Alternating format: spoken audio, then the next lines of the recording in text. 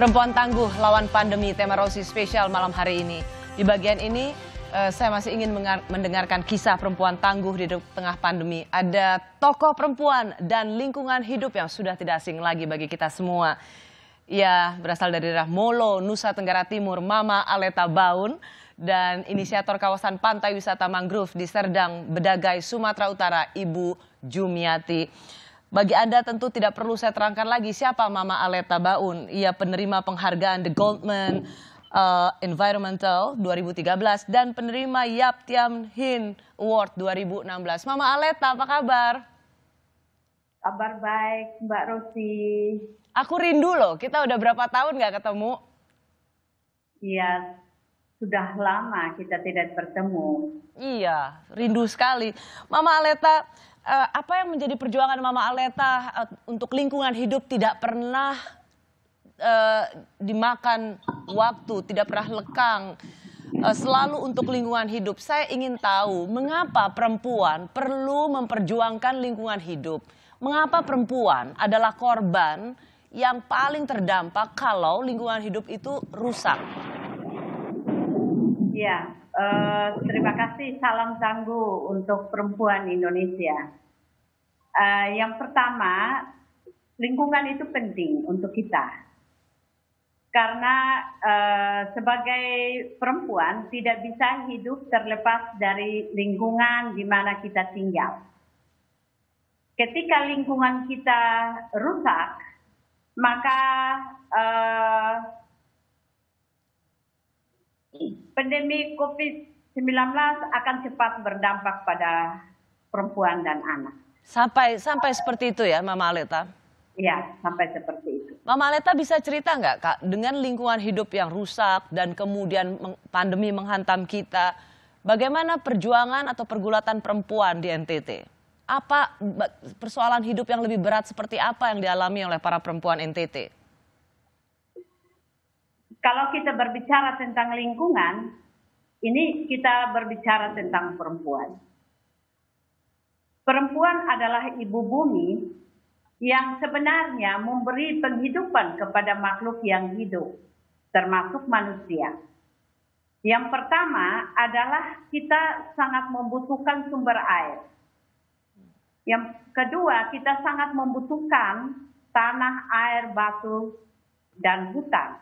Karena itu akan membantu kita untuk memberi pengetahuan dan juga membantu kita untuk memberi konsumsi.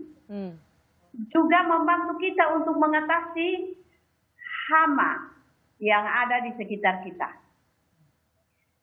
Jadi sebenarnya bahwa di dalam pandemi COVID-19, saya mengajak para perempuan-perempuan untuk bagaimana mereka harus belajar mengatasi persoalan lingkungan di mana mereka tinggal dengan mengumpulkan bahan sisa-sisa buah, sisa-sisa sayur, sisa-sisa potongan-potongan buah untuk mereka bisa melakukan ekoenzim. Apa itu ekoenzim? Ekoenzim itu adalah bahan-bahan yang sudah tidak dipakai, dibuang di sampah, itu bisa digunakan untuk fermentasi dan menjadi bahan untuk mengatasi hama-hama yang ada di lingkungan, juga membantu untuk mengatasi kesehatan dan juga untuk membantu mengatasi tanaman-tanaman yang ada di sekitar rumah kita, di sekitar lingkungan kita, terutama membantu kaum perempuan dalam kehidupan setiap hari. Ya, Mama Aleta mungkin bisa jelaskan sekali lagi mengapa perempuan harus memberikan di garda terdepan untuk menjaga lingkungan dan memberi contoh untuk mencintai lingkungan.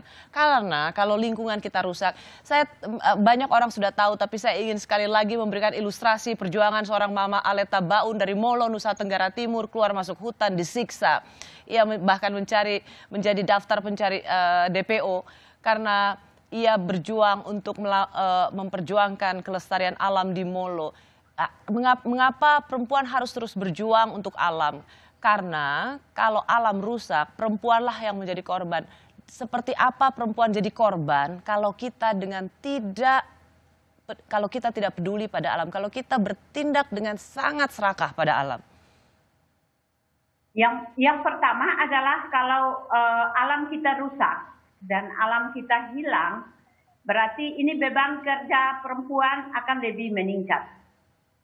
Kasus kekerasan dalam rumah tangga akan lebih besar ketika dibandingkan dengan kasus-kasus yang seperti sebelumnya dan yang akan datang.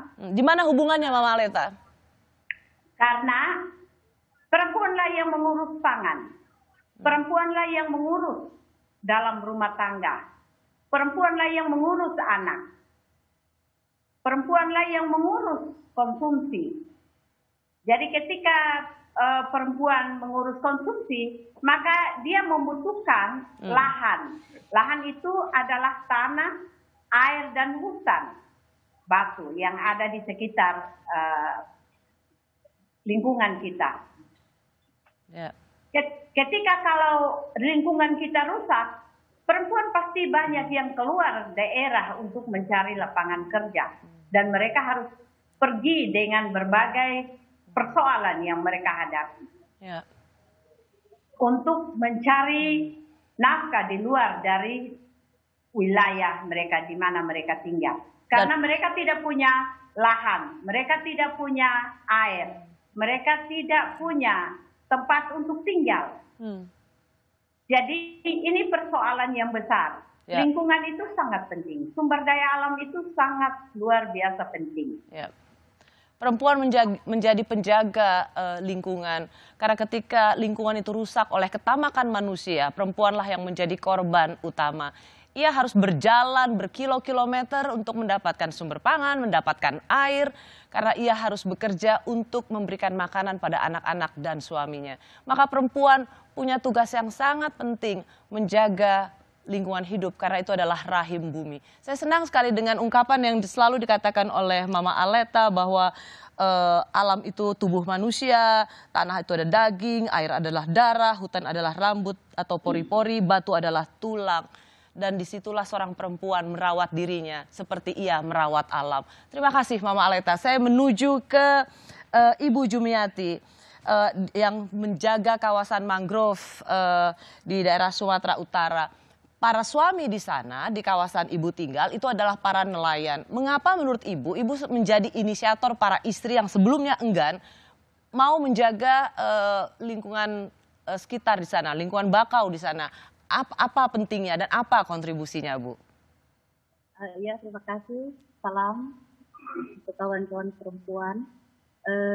Sebenarnya diawali dari Mbak, kehidupan pribadi awalnya kan gitu.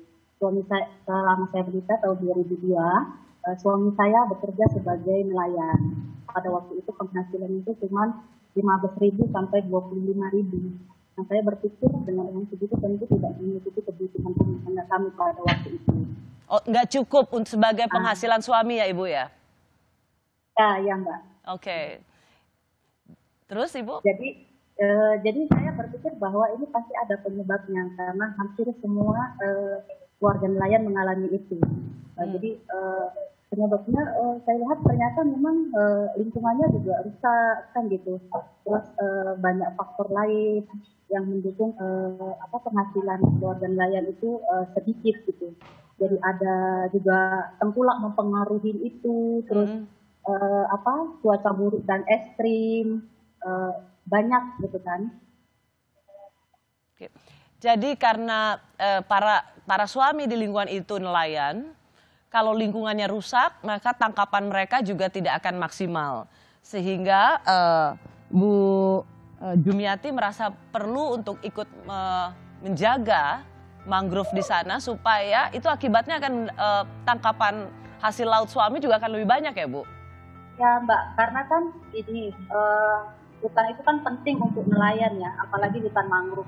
Karena hutan mangrove ini adalah tempat berkembang biaknya udang, ikan, kepiting gitu.